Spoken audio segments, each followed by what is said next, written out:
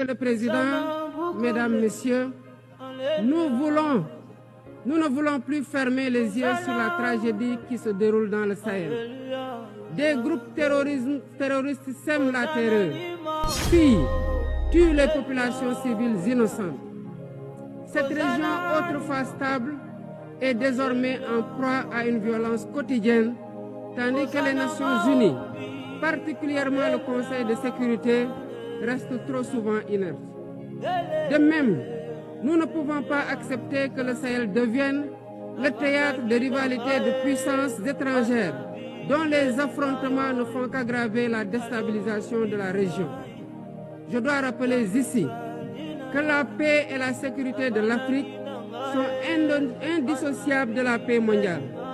Il est impératif que le Conseil de sécurité remplisse pleinement son rôle de garant de la stabilité internationale.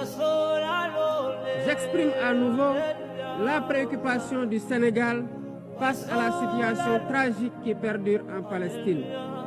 Des générations entières y ont grandi sous l'ombre de l'oppression, privées de leur droit fondamental à un État viable.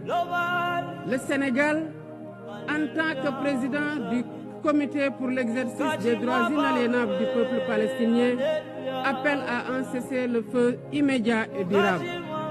Nous réitérons notre soutien à la solution des deux États, avec Jérusalem-Est comme capitale de la Palestine, conformément aux résolutions pertinentes des Nations Unies. Cette guerre qui n'épargne ni femmes, ni enfants, ni infrastructures vitales est une plaie ouverte sur la conscience internationale. Il est impératif que le droit international humanitaire soit rétabli dans toutes les zones de conflit et que les Nations Unies jouent pleinement leur rôle de médiateur et de garant de la paix. Mesdames et messieurs, la paix n'est pas seulement l'absence de guerre. La paix, c'est aussi la possibilité pour chaque être humain de vivre dans la dignité, de se nourrir, de se loger, de s'éduquer et de recevoir des soins.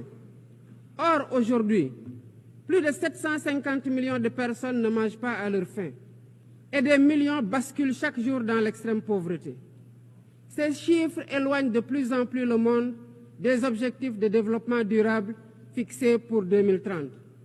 Nous ne pouvons plus accepter que les mécanismes de gouvernance mondiale continuent de reproduire ces inégalités. Il est alors temps de rompre avec la logique du chacun pour soi et de bâtir un nouveau contrat social global fondé sur la solidarité et la coopération. Ce contrat doit inclure des réformes majeures pour s'attaquer aux défis politiques, économiques, environnementaux de notre époque. Premièrement, il est impératif de sauvegarder et de renforcer le multilatéralisme comme cadre unique d'action pour la paix et la sécurité internationale. Cela passe par une réforme urgente des institutions mondiales, notamment le Conseil de sécurité, le FMI, la Banque mondiale, afin qu'elles soient plus inclusives et qu'elles reflètent les réalités géopolitiques et économiques actuelles. Le continent africain, en particulier, doit avoir une place plus importante dans ces instances de décision. Deuxièmement, il est temps de corriger les injustices économiques qui freinent le développement de nombreux pays du Sud. Le commerce illégal, l'évasion fiscale, les flux financiers illicites et les congés fiscaux abusifs ruinent les pays en développement, notamment en Afrique.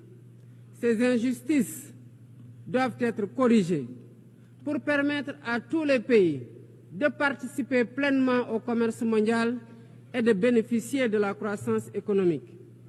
Troisièmement, il est essentiel de garantir avec détermination et d'agir avec détermination contre le réchauffement climatique en respectant le principe de responsabilité commune mais différenciée.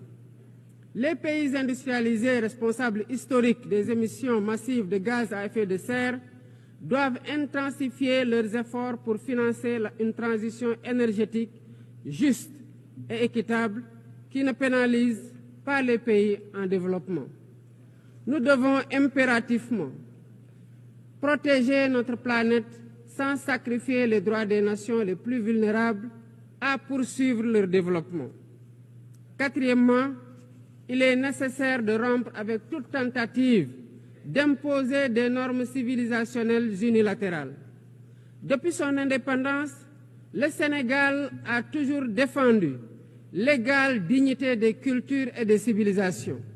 Et cette diversité doit continuer à être la base de la coexistence pacifique entre les peuples. Aucune nation ne devrait imposer aux autres ses pratiques ou ses valeurs comme normes universelles. Le respect des différences est le fondement de la stabilité et de la paix dans le monde.